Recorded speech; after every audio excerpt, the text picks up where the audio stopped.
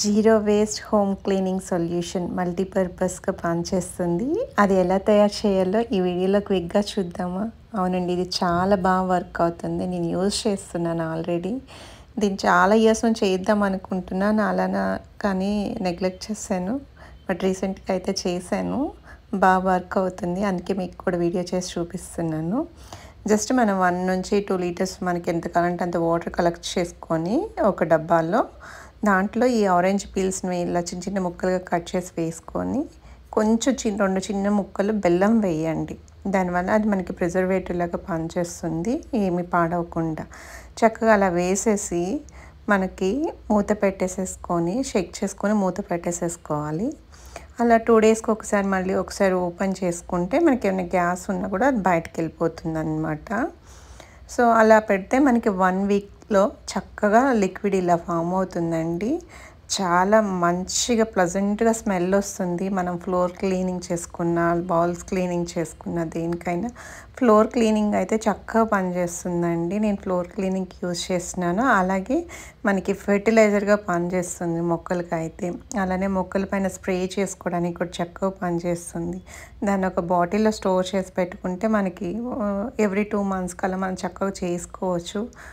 Problem ఏమి ఉండదు. ఇది చాలా ఈజీ ప్రాసెస్ అండి.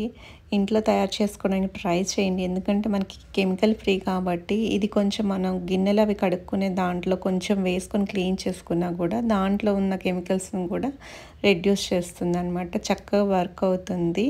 అలాగే మనకి చిన్నపిల్లలు ఉన్నవాళ్ళు ఈ ఫ్లోర్ క్లీనర్స్ ఇవి వాడినప్పుడు కొంచెం ప్రాబ్లం అవుతుంది కదా, అందులో ఉన్న యాసిడ్స్ అవి వాటి వల్ల. సో వాళ్ళకి ఇది చక్కగా, చిన్నపిల్లలు ఉన్న వాళ్ళైతే చక్కగా ఇలా తయారు చేసుకోవడానికి ట్రై చేయండి. పర్ఫెక్ట్గా పనిచేస్తుంది.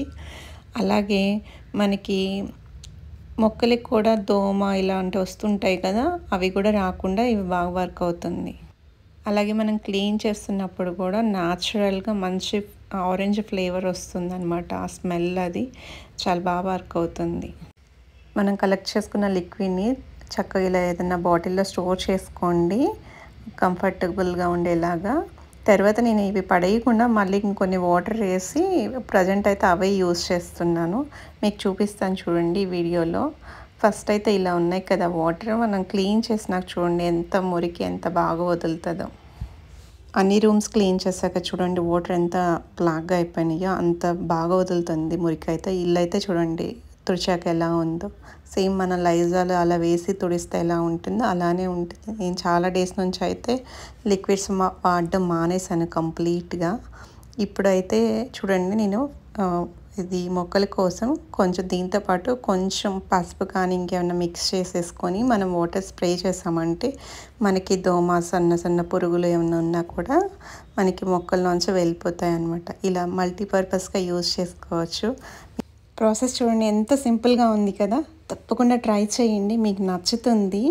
అలాగే ఎన్విరాన్మెంట్ని కాపాడిన వాళ్ళం అవుతాము. ఇప్పటికే వాటర్ పొల్యూషన్ చాలా ఎక్కువైపోయింది. అనవసరంగా కెమికల్స్ వాడేస్తున్నాం విపరీతంగా. నెక్స్ట్ జనరేషన్ వాళ్ళకి ఇలా అయితే తాగడానికి మంచినీళ్ళు కూడా దొరకవు అనమాట.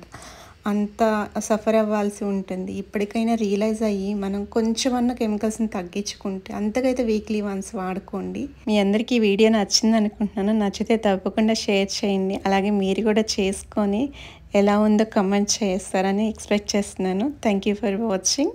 Bye bye. కొత్త వాళ్ళైతే తప్పకుండా నేచర్ మజిలీని సబ్స్క్రైబ్ చేసుకోండి. మరొక మంచి వీడియోతో మళ్ళీ కలుద్దాం. కీప్ వాచింగ్ నేచర్ మజిలీ. అందరికీ ముందస్తుగా శివరాత్రి పండుగ శుభాకాంక్షలు. ఆ శివుని ఆశస్సు మనందరిపైన ఉండాలని కోరుకుంటూ సెలవు తీసుకుంటున్నాను. Bye bye.